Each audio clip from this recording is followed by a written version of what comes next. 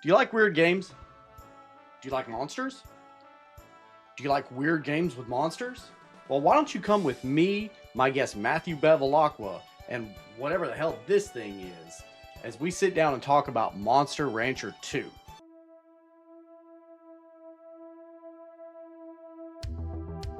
I really love what you're doing with this concept. I loved it before, but like I think that the interview nature of it is really cool. And also you're a very good interviewer. Can we take a minute and hype up just this concept? It's wonderful. It's wonderful. You're wonderful as an interviewer. The questions that you come up with, just the attention to those details, it's so much fun to do.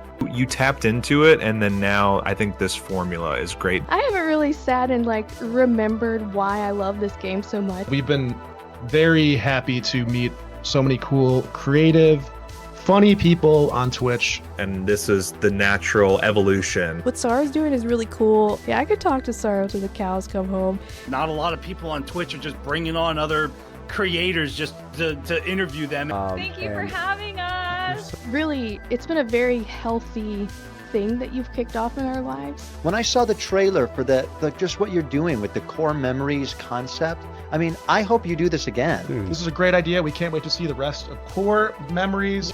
Having Cartoonia embrace me the way it did was huge.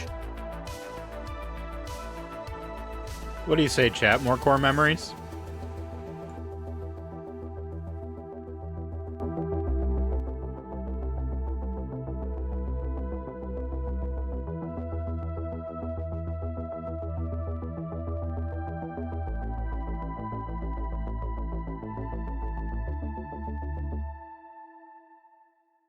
Excellent. And 1, 2, 3. Okay, and we are live. Everybody, welcome in Matthew Bevilacqua. How are you, man?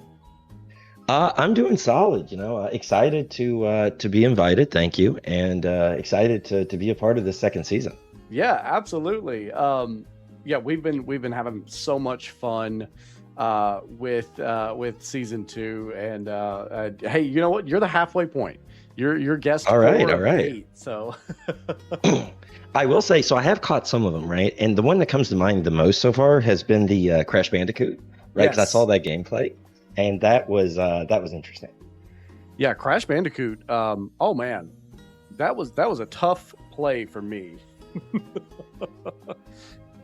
Yeah, that one that looked rough. I mean, I don't think it was the issue though, to be honest. I mean, some of those levels were crazy. Yeah. Yeah, I got very very upset playing Crash Bandicoot. I think that's fair. But recently we played Monster Rancher 2 as per your request. Tell me, what's your relationship with Monster Rancher 2? Sure. So for me, it was really most of the Monster Rancher franchise would probably have worked like the sub-in for this, right? So it's one of my favorite games from childhood. Originally the first one, and I feel like the second one really just builds on the first one and adds some stuff. They have later iterations that add different things and change it, like walking around in 3D, is a later one. They had another entry fairly recently for the Switch, but I played it a lot when very young, and it was a favorite game of my brother and I. Okay. Now, are you like totally into like the rancher, like monster collector genre, or was this like kind of a special exception?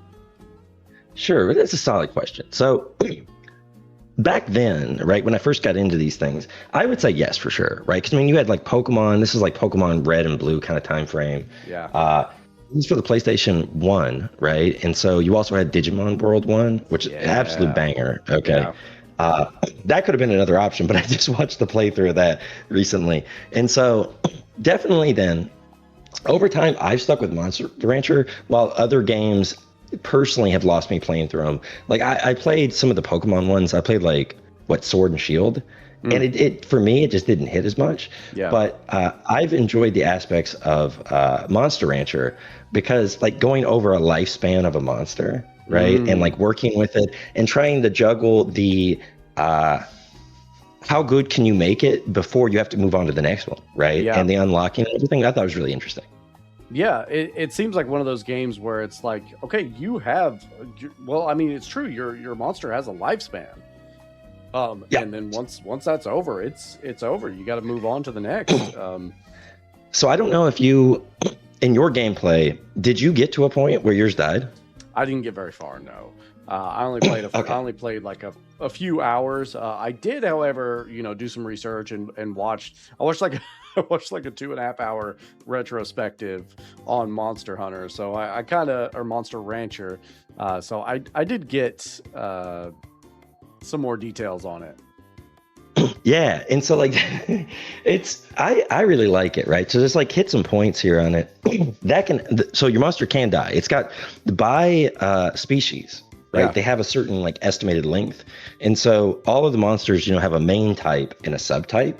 Yeah. So each of those affect their lifespan, and then also I didn't know all these details until like later in life, as in like within the last few years. Okay. Yeah. The workouts you're doing, right? And like if you send them to do, I think it's called errantry, but like to learn the new moves and do the hardcore training and stuff, right? Yeah. All of that shortens their lifespan, as well as some of the items you give them, right? And so it's a game of juggling how long will they last and like how long is the species alive? Yeah. On top of, let alone you doing the battles. And I doubt you had this happen yet, but sometimes if you lose a battle really poorly, your monster may just die. Oh no. Yeah, you don't get that in Pokemon. Yeah. So like if you're like some kind of weak guy, and I'll say like a hare, right? Like the little rabbit guys on 2 legs, if you saw any of those.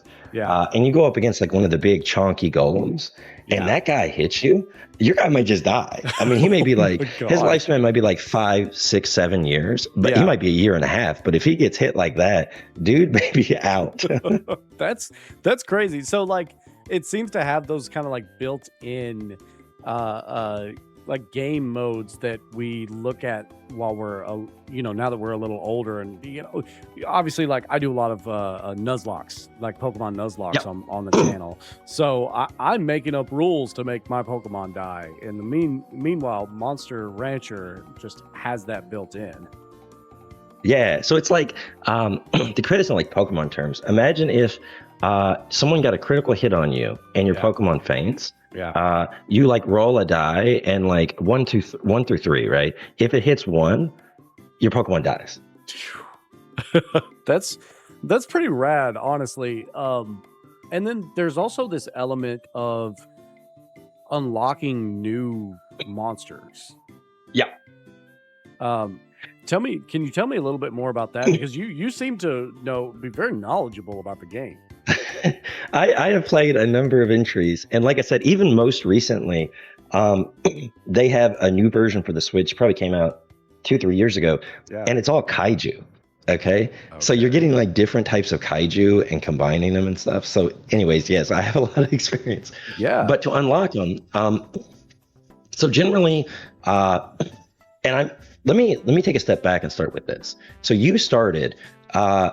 You usually have an option where you're given one monster or can pick a 3, like one of 3 basics, or you can do the CD aspect. So what did you do?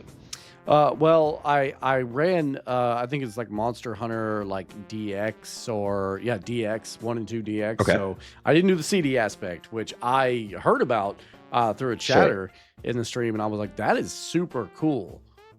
Way ahead of its time. Right. Yeah. On the kaiju one, they use like text entry, so it's a nice. Or you can actually in the kaiju one for the Switch, you can scan debit cards because like the tap to pay. So like in the cool thing is all of those things like back with the CDs on the original or the debit cards on the new one. They reliably give you the same monster. So it's not like an RNG every time. It's like my debit card will get me this monster. It's it'd be really funny if if whatever you have in your account is how good of a monster you get. Like if you're broke as shit, you just get the worst monster there is. Sure.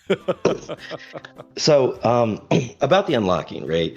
So that's you can either take one of the basics or in whatever game entry in the series you are, you can do your trying a CD, trying a passcode, trying a debit card, and see what you randomly get.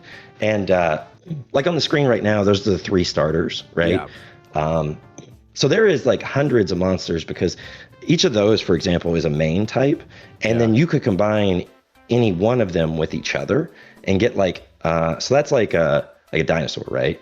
You could get a dinosaur that has like one eye like the other guy. But you take that guy to your ranch, you train him up, and then eventually, as you progress, you'll unlock some just by going up ranks and winning battles. But there's also an aspect of exploration. So each of your monsters have a variety of stats, okay? And at some point, you will be contacted by someone and you guys will go out on like camping trips. Okay, you and your monster, and it activates this whole separate mini game where you got to go explore, right? Okay. And those explorations unlock some special monster types. Okay, yeah. I really do enjoy games that have that almost like a breeding aspect where it's like, oh, you combine 2 to get like a new one. I'm haven't gotten too far. I'll tell a lot of people I'm a very big Viva Pinata fan. That was one of my favorite aspects of Viva Pinata was just like, if I breed this Pinata like 17 times, you can get a variant. I never had the chance to play that because I didn't have an Xbox. Yeah. But I was specifically interested in that, so I can pick up the same vibe there. Yeah. It's a little bit more cuddly than Monster Rancher. You know, they're not really fighting each other, but they, you know, they'll eat each other. Yeah. So when you were younger, you and your brother, did you guys do the CD deal? Did you put CDs into your PlayStation 1 and find monsters on them? Oh, for sure, man. So, you know, back in that time, which I say, because like, you know, Twitch is always fascinating because you bring in such a different breadth of generations. Yeah. My mom had tons of CDs. I mean, you get like the Celine Dion's, the Elton John CDs, right? And so we would just go raid those. Yeah. And then see what we could get. She would always get mad because they would go missing because we'd lose them in our room when we were doing this kind of stuff. But specific ones would also like, Elton John comes to mind because he probably had like one specific CD for this. But people would put guides out online where specific CDs would get you like crazy monsters. So you could go look up these lists and be like, Mom, do you have these CDs? Or you could go buy one if you wanted a specific one.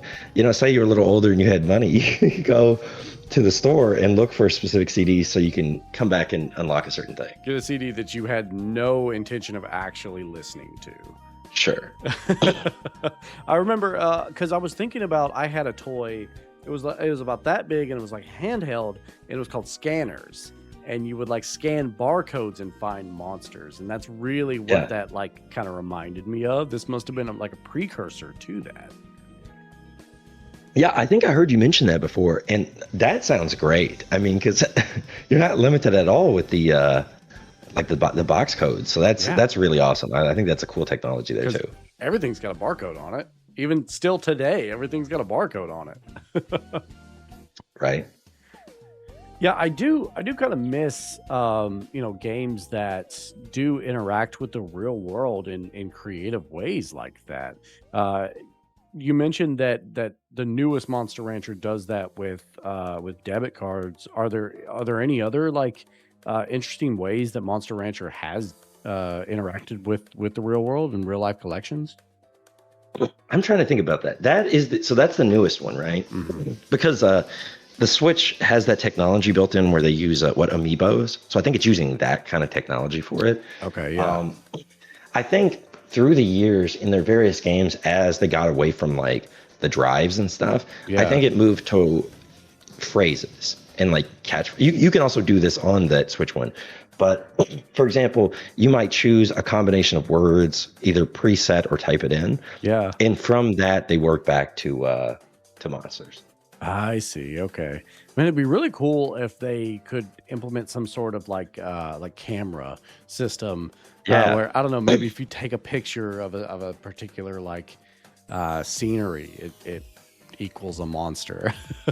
You know, I feel like with AI, you could probably start getting into those things. Oh, absolutely. Yeah. Trade in NFTs for monsters. Yeah. So when you were, because like I was like what, 8, 9 when Monster Rancher 2 came out. Okay. This game I feel like I would have either loved it with every bit and spent hours on it, or got frustrated within the first 10 minutes. Sure. What was your experience with the like actual gameplay? Yeah, so I really enjoyed it for the most part, right? And I say that because, to be clear, I don't think I've ever beaten these games. Okay. I probably put hundreds of hours into some of these, and it is very difficult because you got to get the right combination of, like, again, how long they live, and there's a factor here. You never really want to let your monster die, right? With an asterisk, because what you want to do is you take them to the the lab, right? And you can take that generation and combine it with another one, and then the next generation will be more powerful, right? So you got to work through to eventually get good enough to make it to the high rank. So I don't think I ever beat it, but I really enjoyed it. It was like I said, a lot of solid early memories. Yeah, but I will say some of it's sometimes frustrating too. Because maybe I have one distinct memory where I must have done something in particular. Like maybe I beat a battle that was good. There's also some random factors. Like sometimes when a monster dies, you have a chance of getting like a ghost version of a monster. Yeah. So something like that happened. Okay. Oh, okay. Yeah. And I remember distinctly my mom coming in there, and she had been hassling me to come to dinner, and I was blowing her off, right? Because I was playing the game. And she turned it off on me, okay, because I wasn't coming.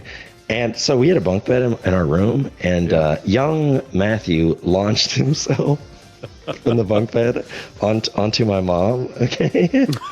To stop her from turning off the PlayStation. I think it was in retribution. Okay, yeah. So, there was, I enjoyed it. I think there were elements of frustration in there too, I'll say that. Yeah. Yeah, no, that sounds super frustrating. And I'll throw this out too. Yeah. So again, they came out with the most recent iteration, probably maybe like 2 years back, right? And they've been rebooting all these games from our childhood, like the GTA trilogy and stuff. Yeah. So we had talked about that because I have some history with the GTA trilogy, and my mom as well. But I told her, we were talking about it because my brother was excited about the new Monster Rancher, and I was like, this is coming out next week, Mom. All right. I'm excited to get it. I'm real happy about that. I hope you've learned your lesson from when I was young. All right. Don't get any wild ideas. You're not going to come over and like turn off my game console. Yeah. Or shut my stream down. I'm like, I'm bigger now. I can take her out for sure. Well, so I'm so curious. What is it about this specific like style of game that really grabs you? That's solid. I think it's a few things. One of it is the catalog of monsters, right? And I'm not even about specifics here, like, oh, I like this monster. It's about all the options and never really being clear what you're gonna get, right? It's like a gotcha game in that way, right? So like, I scan the CD, I may get something that's like, oh God, this is the trash one, right? Yes. Or you might get something really cool, you just have never seen it before. Yeah. So I think that's good. And then the sense of progression with it. I mean, and I've actually thought about playing this on stream before for this next reason. So you got Zeo there, right, in the background. Yeah. The actual game time with Zeo might be like, I don't know, I'm just gonna throw out a number, like 4 or 5 hours, right? And then, so you in the chat would bond with him over time and see those things. And they have their own personalities. Like some of them are stubborn, so you try to train them. Yeah. And they don't like the rabbits are real like smart asses. They won't listen to you. Yeah. Like, you gotta be a hard ass with the rabbits. So they have their personalities and you work with them over time. And then it's just cool to see that progression, I guess. Yeah, it feels almost like a like Pokemon mixed with like Tamagotchi style. Yeah. Where it's like it is a collector-thon, but like you don't get to just go out like Pokemon and just like, oh, I want that one and that one and that one. Like you have to work at one to get others. Yeah, exactly. And it just combines, it takes that formula and adds a lot to it. So as another example of like how you work with them. Yeah. I'll take those rabbits, right? Like you'll send it off to training and it may sleep instead. Like it just doesn't listen to you. And then you have the option, do you want to scold it or do you want to praise it? Or after it wins battles, you can do the same kind of thing. Yeah. So what happens over time is like, am I mean to it or am I nice to it, right? Right. If you're too nice, it stops listening, it gets lazy. But if you're too mean to it, it can run away. Yeah. It may not come back. All right. It may go missing for several months, just a week, or it may like just not come back or come back and then immediately die.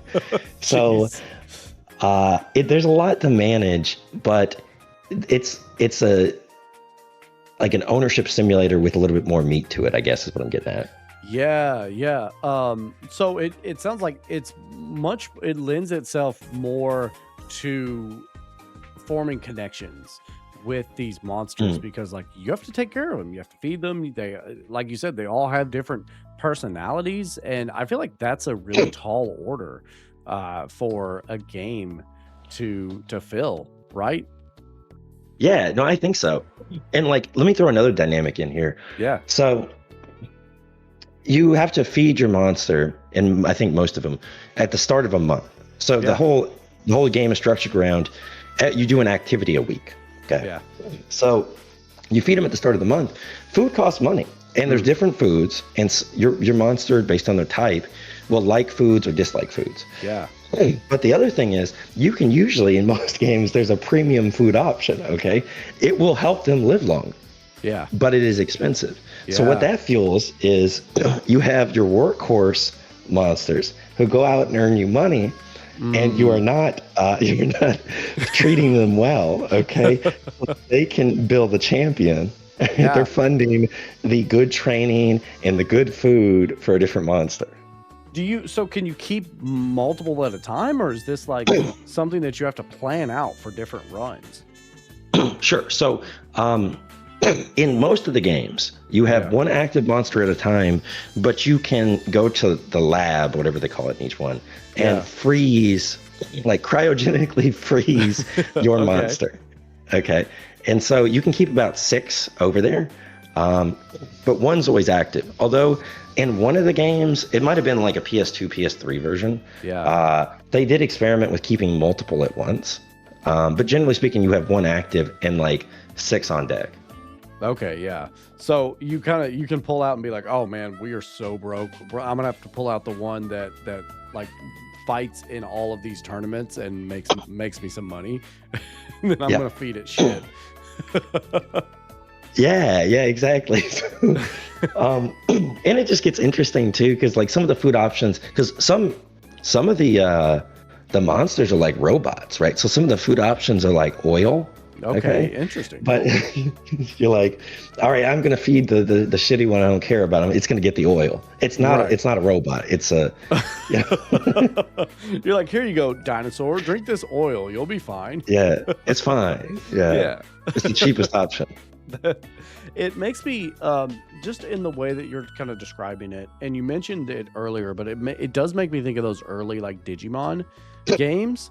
I haven't played a Digimon game since the PS1 era. Sure. But so I'm assuming you played Digimon World 1. Yes, the one where he kind of follows you around and you have to like take care of him and train him and stuff. Yeah. Such a good one. Yeah. Yeah. I didn't do very well, and I kept getting so annoyed because it would just, evolve into pile of shit mon.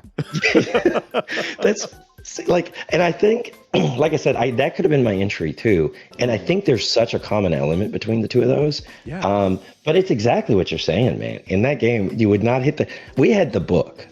The gaming was back in the period of gaming books, you know what I'm saying? Yeah. The guides. Yeah. Because otherwise you'd end up with the shit Digimon every time. Yeah. I didn't know what the hell I was doing, and Yeah. we didn't have no books, and we didn't have the internet, so I was just like, I don't know what I'm doing to this poor thing, but it keeps digivolving into shitmon. and for the chat who doesn't know, it's a pile of shit. I mean, it's a pile of shit with teeth and eyes. Yes. That is the Digimon. Yeah. I'll throw this out. This is a hindsight you may appreciate. You have to get kind of far in the game on that one for Digimon World 1.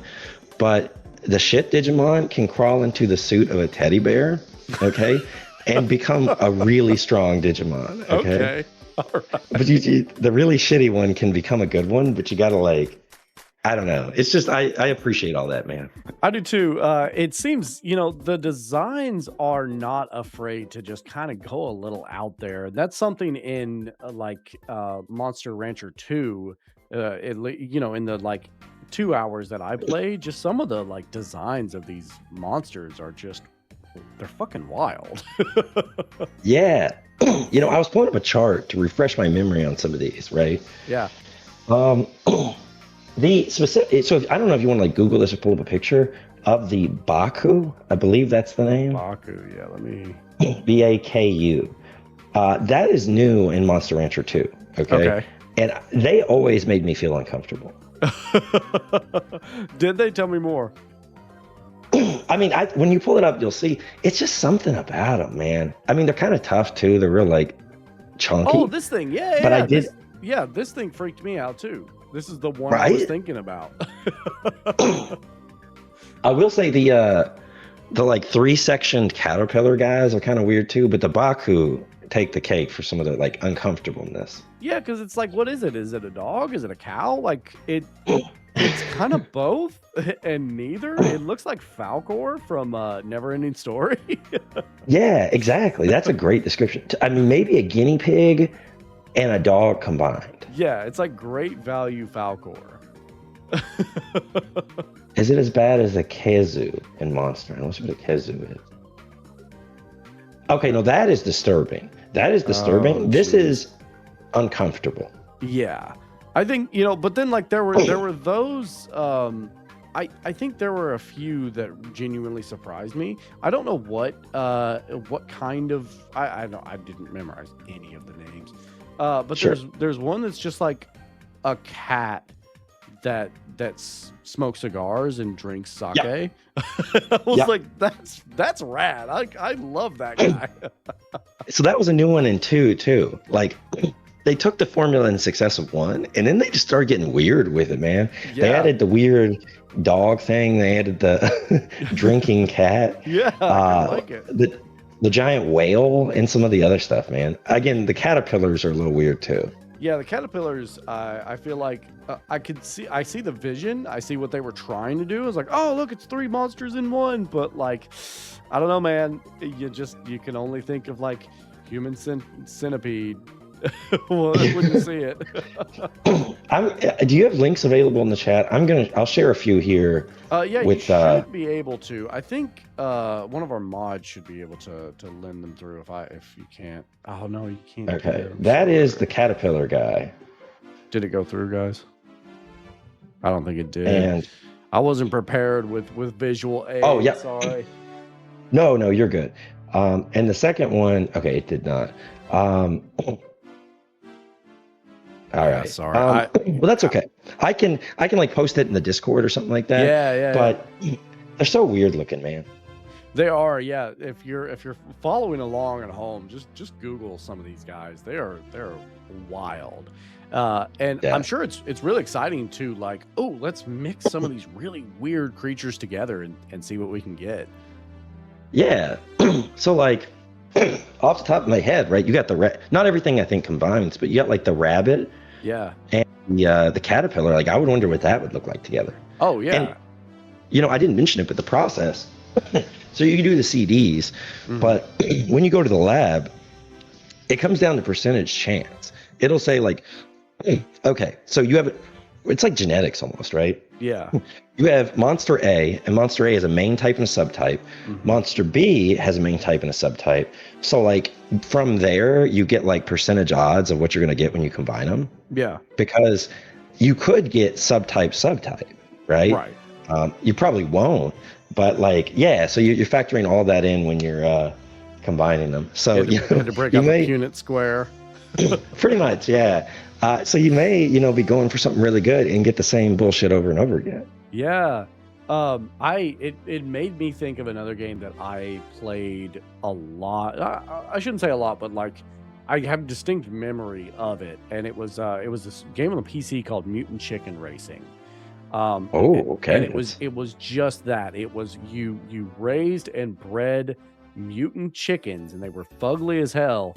To just like flop around the screen and race. Like me and my sister had so much fun. Just like it was a stat game. It was a menu based game, but like Okay, yeah, I'm looking at it right now. yeah. We also here on the stream we played a newer game, and my viewers will recognize this. It's called like Uma Musume Pretty Derby. It's the Yep. you know what I'm talking about, where they're anime horse girls, but they're racing. And then so like when I started playing Monster Rancher 2, I was like, oh, it's the same concept. You like train them in specific stats for the tournament, for the day. And then you retire them once they're finished. So it was really cool kind of seeing the almost, I don't know if this is like the beginning of the genre, but it feels kind of like it is kind of a genre unto itself. Yeah, there are some of these genres that they go in and out of popularity. So I don't know necessarily that some things like Power World connect back directly to these, or things like that. But I like the monster raising ones, and I'd like to see more of those come out over time. And it's comparable to like another genre that's gone in and out of popularity over time is the car racing. Right. Okay, I'm taking Twisted Metal, not like F1 or something like that. Right. Yeah. The like arena car battling. Yeah. Yeah. So sometimes it's just, in and out of popularity over time. So I'm, holding out. And well, I guess getting that new one a few years back was pretty exciting because with stuff like that, you just never know if they're ever going to put out new entries. Yeah. Yeah, because they seem like I haven't heard about any new Monster Rancher games. So it seems like pretty niche and not widely advertised. Yeah. And on that note, let me, here's what you Google, because you got to see some of these guys. Okay. Ultra Kaiju Monster Rancher is the name of the game. Okay. Ultra Kaiju Monster Rancher. Okay. And if you just even look at the cover or any of the images, for example, Mochi does make another reappearance. He's just giant Mochi, but the rest of them look pretty weird. Oh yeah, they I don't know who designs these things, but yeah, these are nuts. Yeah, I'm kind of into it though. I mean, I for me, I really enjoyed it because I didn't know any of these, right? Yeah. So it brought back the element of you're going to enter something, you get something you've never seen before. Yeah. But then you also may get that the Godzilla that looks like his face is kind of off. I don't like that guy. I don't like that one. They look like toys you get from the Dollar Tree, Oh, that's a good description. Like they're not like, oh, this one, it's like supposed to be Superman, but like there's no way that DC licensed this guy, Yeah. That's what they kind of remind me of. Exactly. I think it seems like people are having kind of a bigger conversation about physical media nowadays, and like physical media seems to be coming back, and even I have started like collecting like books, and I've started a DVD collection where I'll just go dig for DVDs at our local used store. Do you feel that this is like kind of a point towards like, look, this was a game that relied heavily on like physical media, and this is what we can use it for? I think that's tough, right? So when I was suggesting this, that's something I was weighing, right? I was like, is there a way for him to play it like without having to worry about some of that stuff? Yeah. I think it was an element of its time. Like Yeah. It was appropriately in its time. Yeah. Because while like the debit cards and stuff work these days, it doesn't have the same. It's not. I'm trying to think. It doesn't have the same core element to it. You know what I'm saying? Like it was different. And so I don't think if it launched today as a series, I think it wouldn't carry as much, I guess. Yeah, because like, what are you gonna do? You're gonna ask all your friends, like, "Hey, can I scan your debit card on my Switch to get a monster?" Like, they're gonna say, "What? No. What are you talking about?" Yeah, Mom, let me borrow your debit card real quick. Right. Yeah. But I feel like CDs, like, there must have been. I feel incredibly jealous about your experience. And like popping in those CDs and seeing what you could get, like it must have felt like a scavenger hunt. Yeah, exactly. And I'll say this: I think there are lessons in Monster Rancher that some games like Pokemon could run with, right? Yeah. So like, I know Pokemon's just changing it up a little bit more these days when they get into like, I'm thinking the. I don't know about Pokemon Legends. I didn't have a chance to play Arceus yet, but like with that, it's something notably different.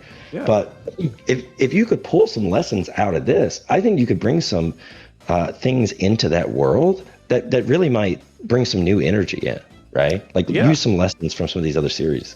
Yeah, I kind of miss. I feel like Pokemon used to try creative things. With they had like Pokemon.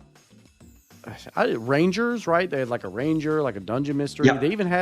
They had one that was like full on, like not an RTS, but like a strategy game, like a Fire Emblem. Yeah, they had like a Fire Emblem style Pokemon game, and I was like, that sounds fantastic. Like, I don't know, what if there was one thing that you could take from Monster Rancher and say like, hey, like, apply to other franchises, what would it be? I'm thinking maybe, and you, sorry, processing here. Yeah. I think people are kind of already doing this, like you said earlier, with some of your runs. Yeah. But it might just be, like the monsters, an example like Pokemon, having a lifespan, right? Yeah. So imagine this: over the course of the game, you got to beat all the gym leaders and then the Elite Four, right? Yeah. But you know that it'd be especially hard with your starter, to be clear. But like, imagine some of your guys only make it through a few gyms, right? So you'd have to like stagger their lifespan and catch and train new ones up as you're going, right? Yeah. I think it would introduce new elements to the game for sure. Yeah. I've been doing a challenge on the channel here called Pokemon Pedigree. In which whatever starters or whatever Pokemon make it through the Elite Four in one game, they get to be the starter in the next game. I think that's pretty cool. Yeah, and that's really helped kind of keep it fresh. So I actually have like a list of starters in my like attempts box I can choose from, and then if I decide, that's cool. Yeah, if I decide like, because we're gonna go into Platinum at the start of next year, and I have to choose like, well, do I want to take a Ghastly, a Mr. Mime, or a Torkoal? That's cool. Yeah. But yeah, I think it would be really cool to see this type of game make like a resurgence, and I feel like maybe with like geocaching, they really could do something very interesting with that. Yeah, and another element that may be a common thread here, and you can tell me if you agree with this. I'm just thinking out loud. In some ways, it reminds me almost of like roguelikes or lights here. Yeah. Because each run is essentially one monster's lifespan. And over that lifespan, you earn money and stuff like that. But you will also like upgrade your farm, right? Okay, maybe you upgraded the whatever, like the barn where they live. So now it's bigger and you can get different ones next run. Right? Yeah. So I think there's some common elements like that you see in other games that I like these days too, Yeah, no, I totally agree. I think it does have a lot of really good elements, and it's one of the games that the more I learn about it, the more I'm like, I gotta keep playing this game. I gotta see, does it work? Does it work on the Steam Deck? Please tell me it works on the Steam Deck, because lay in bed and watch a movie and play Monster Rancher. Yeah, and I saw Aspen in chat earlier mentioned it, but I think it could be a fun stream game. I've always toyed around with the idea, Yeah. but to me it sounds fun watching and seeing if people can like, I don't know, you get used to their monster and then see how it progresses over time. Yeah. Yeah, no, I agree. I think it would be wonderful to watch somebody stream. If I had, you know, the format that I'm doing now, basically, I'm doing a game for a week, for 2 days, and then I'm talking to you about it, and then we're moving on. But I think it would be really fun, like a long term. Like, can we beat the, what are they called? Like the Final Four, or it's not the Elite Four. It's like the Final Four, the Big Five, or something like that. Yeah, exactly. Well, and you know, I was just thinking, shout out to the friend of the program I know, Shogundi. It's probably that same element I like with some of the runs over there too. He's doing the Kaizo Ironmon. Oh, You know, sometimes it's fun to see. You pop in and see how far is he in the run, right? Yeah. I can't. There's two. The Kaizo, it seems fun, and I kicked around the idea of trying it myself, but I couldn't do it. There's too much randomness. There's too much unpredictability. So much. I like the gym leader system because I know when I go to Brock, he's gonna even if he has, like, you know, leveled up and more difficult Pokemon, I know that he has rock type Pokemon, and I should be good. You know, I should train up a, you know, Squirtle or whatever I have. Yeah. I mean, I enjoy watching it. I would not play it because at any moment, death is around the corner. At any moment, you may get reset, right? Because you may stumble into a random trainer who has some insane thing. It's but yeah, I think that has some other trends of stuff like that I like. Yeah, I the amount of times that I've watched Shogundi go like, okay, this Pokemon has like perfect stats, it has a perfect move set, it has like an amazing ability, and it's dead. Yeah. I'm just like, oh, buddy, no. Correct me if I'm wrong. He's in like the 2000s, right? I think 3. Yeah, I think 3. He's getting up there to 3. Yeah. Yeah. Yes. So, I know he is a man of determination, and I really hope to see him finish it someday. Yeah. I don't know if you've have you messed with any like and you know, we don't have to talk about Pokemon, but like, have you messed with any ROM hacks? You know, not really. I'll say on my stream a while back, I got into shufflers, right, with some of the emulators. So that being for channel points or like bits or whatever, it could change the emulated game being played at the time immediately to a different one. Yeah. So when I was looking into that, I learned a little bit more about ROM hacks and all that kind of stuff. Yeah. The only one I saw, so Pokemon I have not, but I would be intrigued. I do specifically think I'd be intrigued. The only one I saw was Sonic the Hedgehog. All right, from like Sega Genesis, because I probably owned it. Yeah. But it was like Fat Sonic or something, and every coin you got, he got fatter until he could no longer run, and he would sit down and die. So the game became, do not collect the coins. Yeah, how do you run through the level and not collect coins? That's funny. Yeah. So, you know, does your you mentioned that your brother, like you and your brother would sit down and play this game and switch CDs in and out. Does he still play? Yeah, so that's definitely some good memories I had with my brother, is playing this kind of thing. We would play on the same save. Yeah. So you would just go freeze their monster, right? And then we could do that. Sometimes, you know, I was the younger. I'm the younger brother, right? Yeah. So that means sometimes I'd be the one accidentally overwriting saves and trying to be real nice for a few days after. So that was back then. These days, my brother is still big at gaming. He also got the kaiju one, so we would send each other pictures of the weird monsters we were getting. Yeah. But yeah, so we still play some of that and other games together. Most recently, he just got a Switch 2 also. Yeah. And he and I have been playing through No Man's Sky on that. So Oh, yeah. we still, so we still dabble and play together on different things sometimes. Oh, that's awesome.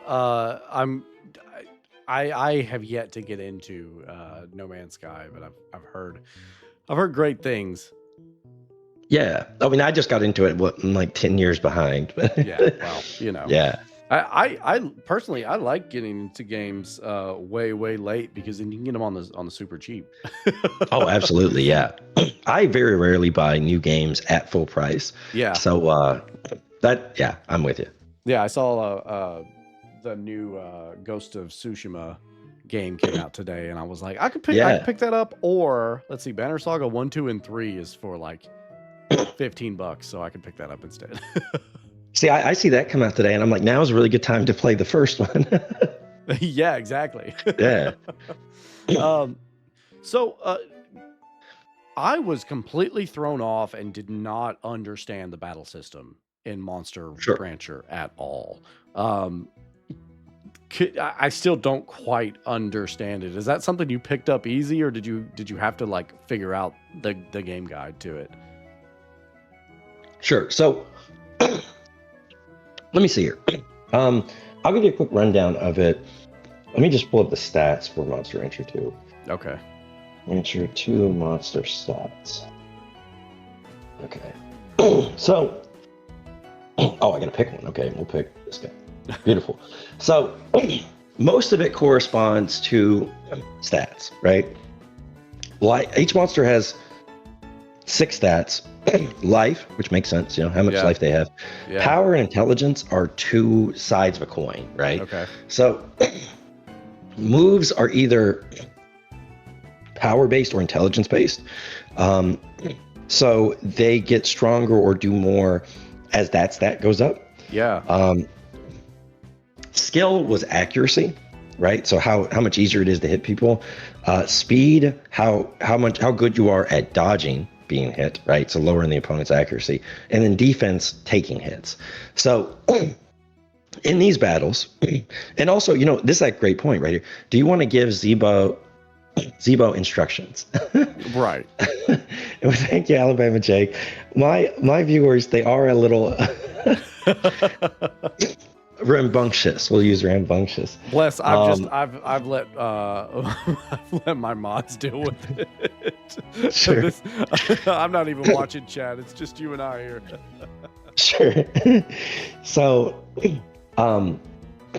whenever I play, I always give the monsters instructions, right? Yeah. But you can do an auto battler. So the way it works is, okay, guts is.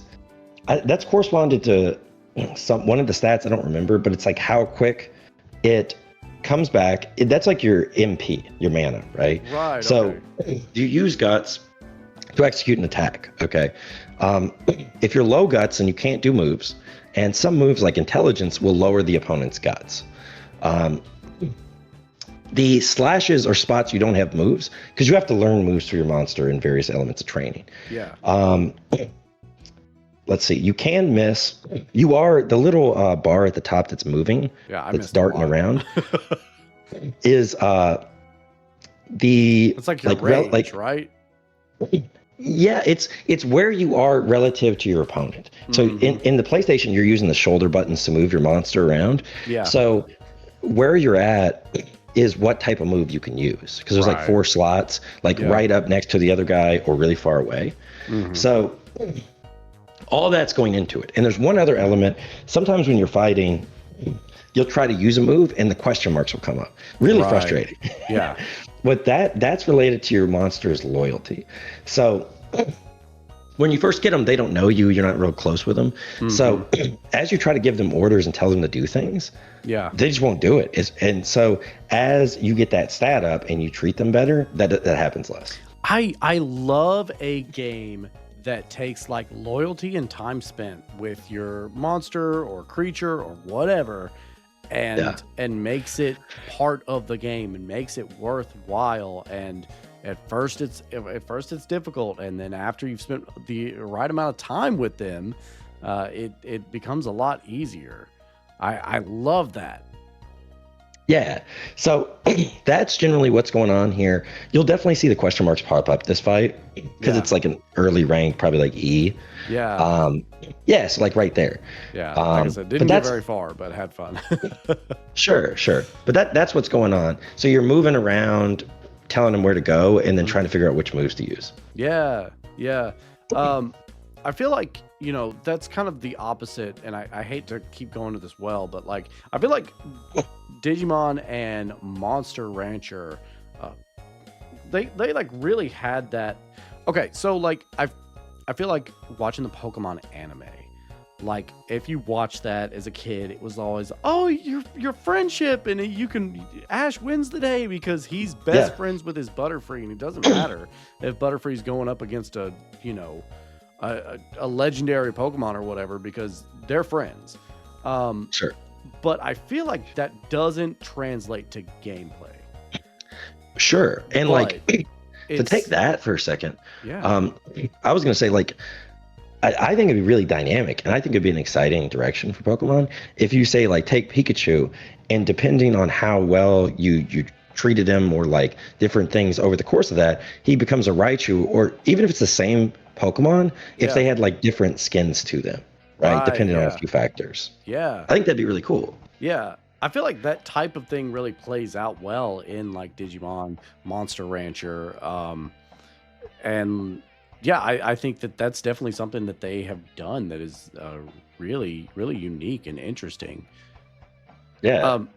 So did you know a lot of other people that have like played Monster Rancher? Because it was something that like I've heard of, and I've definitely seen the box art, but I've never played, and I don't know anybody else that's played.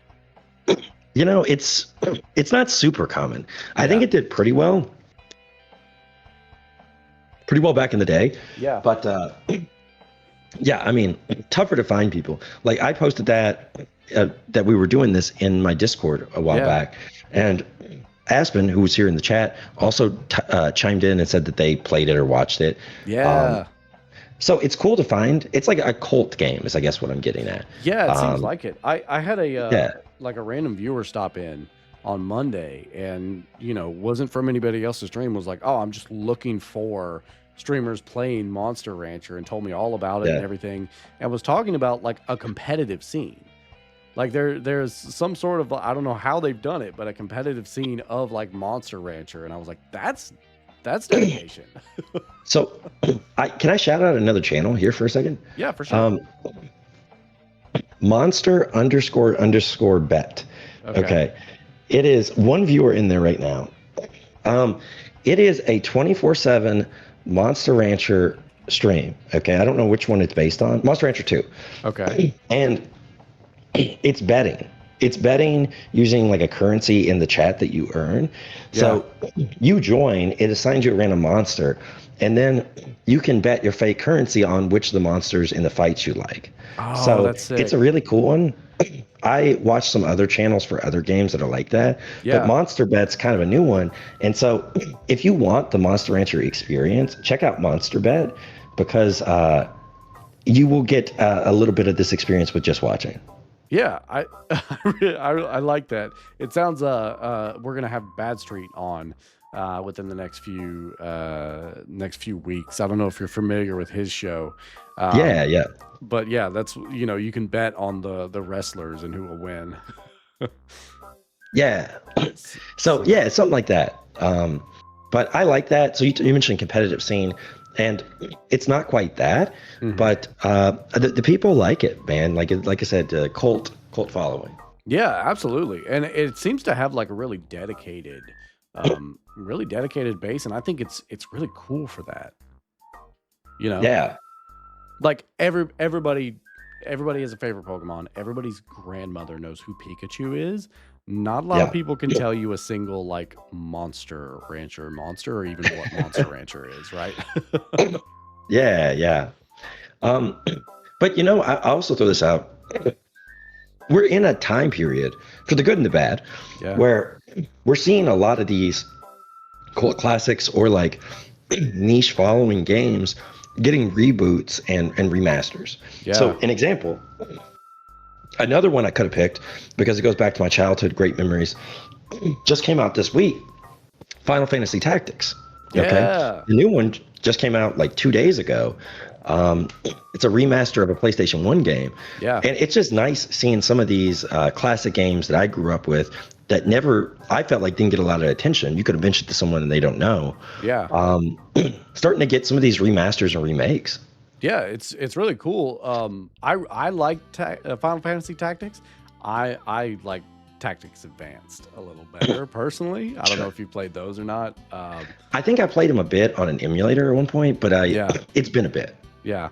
The job system is my favorite, but I do like that. Like you said, a lot of these games are getting like remasters and even like the newest thing, like HD 2D remakes. Yeah. Which I'm all here for because I think that they're beautiful. First off, and they kind of like modernize it, but keep it, within the same realm. Sure. So let me ask you this. Yeah. So, talking about some of these niche games that or cult games from childhood that are getting remakes and remastered, what is one you would want to see? Oh man, a game that I would really like to see a remaster. I feel like I already got it with the Final Fantasy VII. That's fair. I think I would love to see. There's quite a few others. I'm looking around to see if there's anything that like jumps out, but I don't know if there. Let's see. I'm trying to think. You know what? I would love to see Metabots come back. Okay. Yep. I played it a lot on maybe like Game Boy Advance and not well. I can't remember if it was branded the same or slightly different for the GameCube. Yeah, but there was one that's very similar. I played the Game Boy Advance one, and it was really it was really fun. But like, there's something about the it kind of like lends itself to like you had your creature, your robot, but you could switch out parts of them, you know, and that's you great. say like, okay, great, yeah, I want him to have this kind of arm and this kind of head, and it was still your guy, it was still your favorite guy, but like, I'd really love to see Metabots come back. I'd like to maybe. I haven't really been paying attention to any of the like Digimon games. I'd love to maybe get into those. And give those a try. Gods know I need more games in my backlog, but you know. Sure. What about you? So Metabots is an interesting one. I could see that being really good. Yeah. Especially if you had a ton of parts and you also throw in some online competitive. Yeah. That'd be fun. Yeah. What I would say. Now I'm gonna skip ahead a little bit in time here, but not much. In my childhood, to go to Black and White on the PC by Lionhead Studios, if you know it. No, I don't. It's a god simulator in which you have a giant oversized creature. And the creature learns, I mean, maybe this is the common thread here. The creature learns and you cast miracles and stuff. And you have your little people, your little peons. And you got to like build their towns up and stuff. But you can be a good god or an evil god. And your monster learns and they're good or evil too. And it's a really solid game. Like town building mixed with some other stuff. Yeah, and correct me if I'm wrong, Lionhead Studios famously of Fable fame. You know, yes, and I was just listening to it the other day because you would actually our YouTubes, we would probably like algorithms would probably overlap and you'd like this. Yeah. I was looking for something the other day and I was watching a mini YouTube documentary on Media Molecule. All right, the people who went on to later make Little Big Planet for the PlayStation 3. Okay, yeah. Solid game. It is actually some of the same people from Lionhead, right? And even earlier, they made something else. Okay. So Lionhead made Black and White and Fable and stuff like that. And then those guys went on to make Little Big Planet. Okay, yeah. You know, I appreciate when games, you know, try stuff out like they did with, like Monster Rancher with the CDs, or like, you know, I think about Fable where they had like that, and of course it wasn't very fun, but like the Connect game where you kind of like interacted with it or not. I feel like I feel like we really gave up on geocaching very quickly. I think that would be a really fun maybe thing to implement into like a Monster Rancher type game. You know, maybe go to this location, get X amount of points to unlock a new monster. Just spitballing here. Yeah. Or, you know, and I think this is too out there for them to do, right? But if you think about what was the Pokemon mobile game, right, where you walk around and catch stuff? If that had, Pokemon Go, if that had more direct integration with like the mainline game, so like you could go and catch things and like bring them in really easily, and that's more like a limited way to catch stuff, right? Yeah. So like just getting weird and experimental sometimes it's not great, but sometimes you get stuff like that. Yeah. And you know, you never know what's gonna stick if you don't try. Yeah. Oh, exactly. Man. Yeah, I mean that's super awesome. Well, are there any other games that you play now that are kind of in the same like realm as Monster Rancher? Are there any other like you know, kind of, I don't know, like taming simulators, I guess you would call the genre? I've been meaning to try Pal World and I haven't. Okay. Let me look through my Steam time right now, like games. I will say Pal World, I've put a lot of hours into Pal World. I really enjoy it. I think it is one of the better you know, creature captures, and it does have a pretty interesting like breeding mechanic as well. Oh, interesting. Yeah. Yeah, it is a pretty deep like breeding mechanic. I think like what Pal World does that's really cool is that like it also it lends itself to breeding and like catching pals that aren't meant for combat, you know? Oh, that's kind of fun. That's fun. That's an interesting dynamic. Like I remember I specifically like took probably like, you know, 4 to 5 hours of in-game time, or no, real time, to like breed the perfect like pal that was just going to lay eggs so I can make better cakes. That's cool. And you know, we talk about innovating and stuff like that on some of these games. That's an interesting aspect. Getting specific monsters for out of combat purposes, because so much of these games have been about combat. Yeah. You know, that's a cool dynamic. Yeah.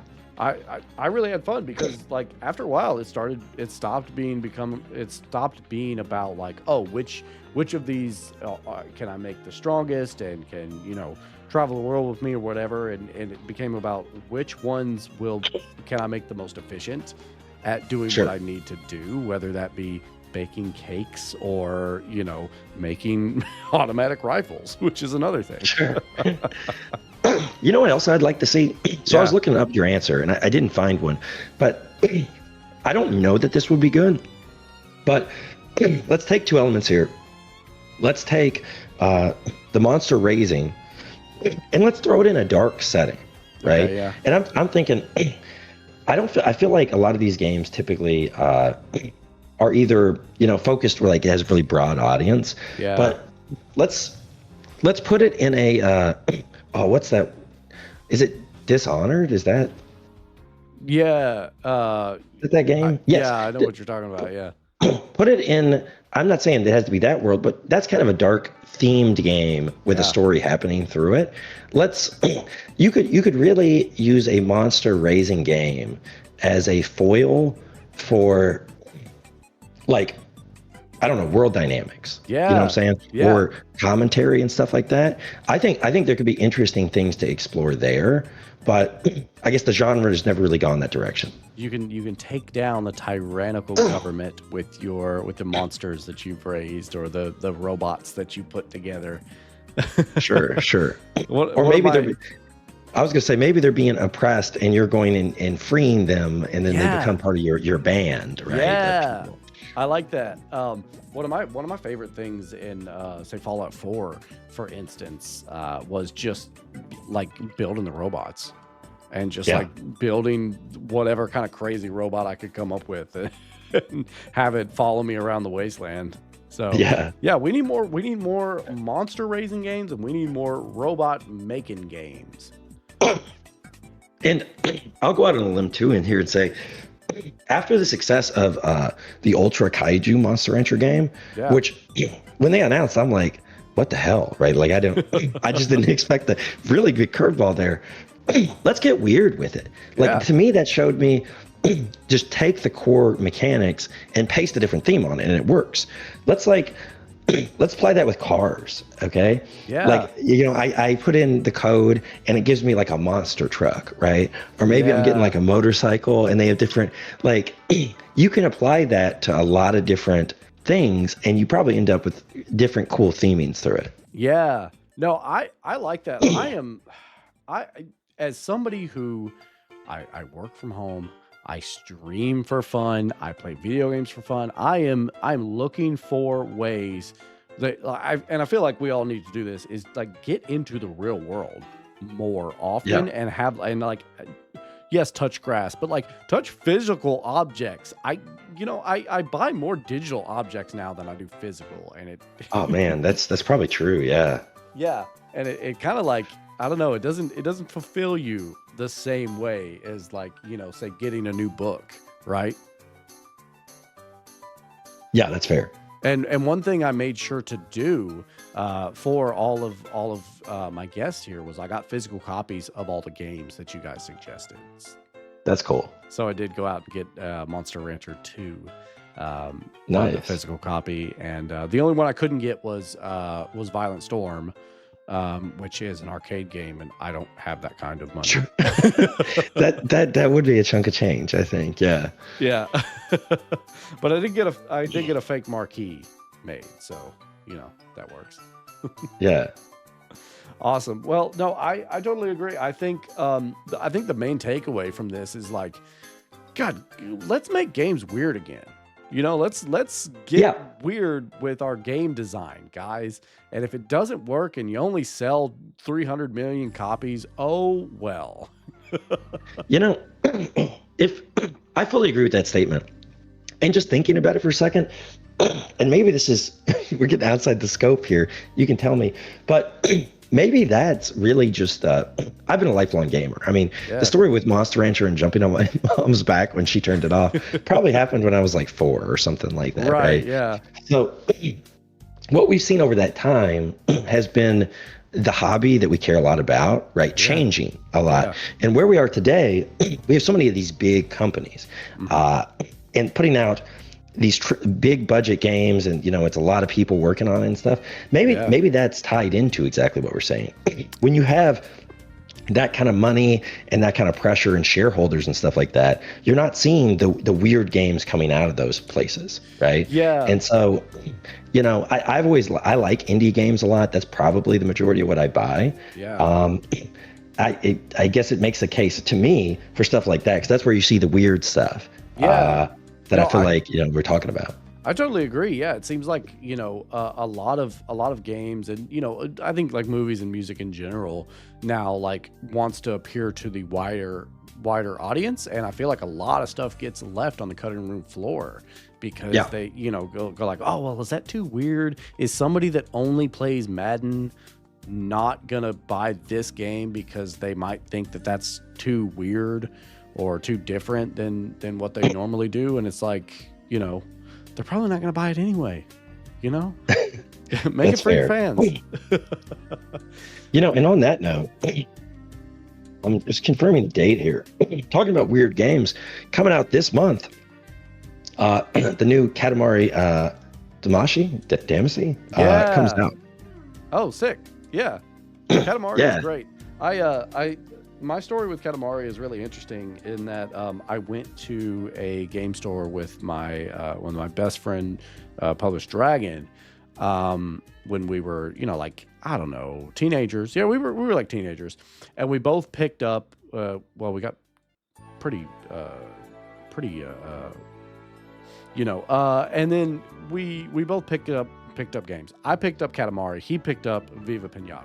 We both went home, played the games. 2 good choices there. I know. We both went home and played the games, and I was like, man, I don't know if this is for me. And he did the same thing with Viva Pinata. We switched and loved those games individually. I could see that. That's fun. And I guess that's really the point I was getting at is like, let's bring back the weird ones, man. I mean, they won't necessarily hit, but as opposed to like, I think the beta for what Black Ops 7 dropped today, give me a new Viva Pinata. Please, gods, I'm begging, or even a port. If I want to play it, I have to dust off my old Xbox One. Right. Yeah. So just I think totally agree with you on those. Yeah, I think we should make games a little weirder. And also, one thing that I wanted to point out with Monster Rancher, and honestly, it took me by surprise. My monster cheated. He cheated on his training, and I was like, that is like. That's so, so it was just surprising. It was surprising. I didn't expect it. And the fact that because at first, I thought, oh, he must have glitched through or something like that. And it was like, no, he did. He cheated. I like that. Right. Yeah. And I saw a message pop up a while back that your helper said that you were being too soft and it's getting spoiled. Yeah. So it's exactly like that kind of stuff, man, where you're like, okay, he did that. Now I have to scold him and my loyalty's going down and he's going to be worse in fights. But it's there's just a lot of different moving parts. There is. Yeah. I really enjoy those types of games. I got super obsessed with a game a few months ago called Horticular. And it's very much a Viva Pinata style game where you put down X amount of this plant and it draws in this type of animal and so on and so forth. Okay, that's cool. Got super into that one.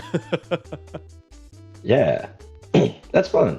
Yeah, I really enjoyed it. But so I think we're coming up on the hour. Here soon. Is there anything, any big shows, anything you'd like to plug before we let you go? Let me think here for a second. Lately I've been streaming a little bit less personally, but focusing on getting more active, getting outside, getting healthy. So that's been solid. But I still do stream.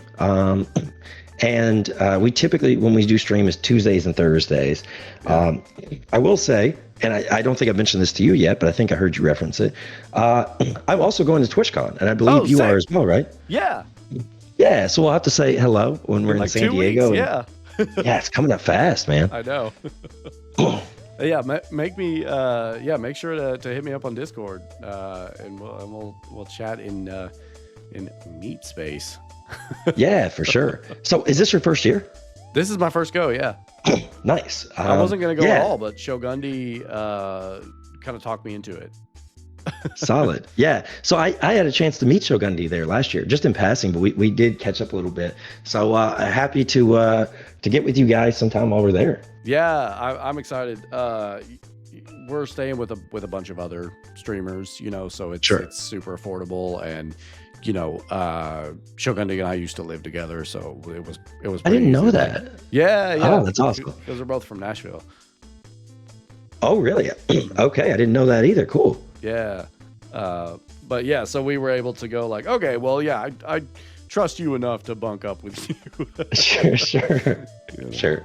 But so that's a little bit about me, Matthew Bevilacqua, and so some more streams on the horizon. We do weird stuff. I really like coming up with a weird idea and operationalizing it, right? Yeah. So I have this kind of outside the box idea. How can I define that and get it to a production on stream? And so that's led to us doing some odd things. Yeah, I've done something kind of similar in which hey, I'm just going to say yes to any idea I have and give it a try, Sure, and, yeah. Once I get bored of it, not feel bad about putting it down, or not feel bad about going you know what, this wasn't the thing that I thought it was. But I really do appreciate your stream for that sort of thing, is that you really do seem like the type of person that wants to try unique things and not only talks about them, puts action to it. And I love that.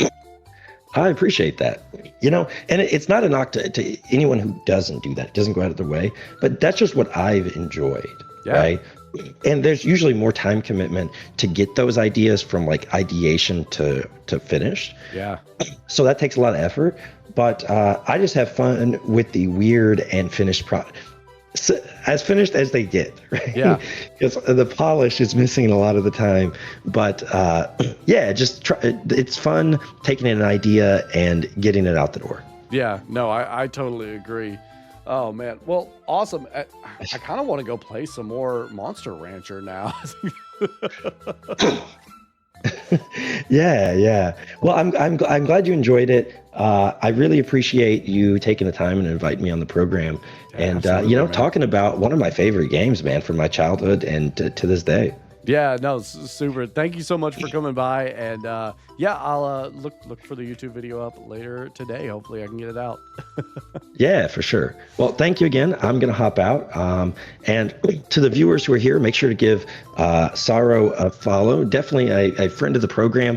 And I've really enjoyed the Core Memories other episodes that I've had the opportunity to catch. Yeah, thank you so much. Yeah, we've got some really amazing people coming up soon, and I can't wait, and hopefully do season 3 and beyond. For sure. Thank you so much. Have a wonderful night. You too. And that was my interview with Matthew Bevilacqua. We talked about Monster Rancher 2 and how it's kind of this weird game that really is purely of its time. We talked a lot about weird games and how we kind of wish games would continue being weird and try some new things out. We talked a little bit about Pokemon and how, there's clear differences between the genres, but also clear similarities. Speaking of Pokemon, make sure you come back next week when I sit down with Ethan Viz to talk about his pick, Pokemon Red version. Until then, get out there and make some memories.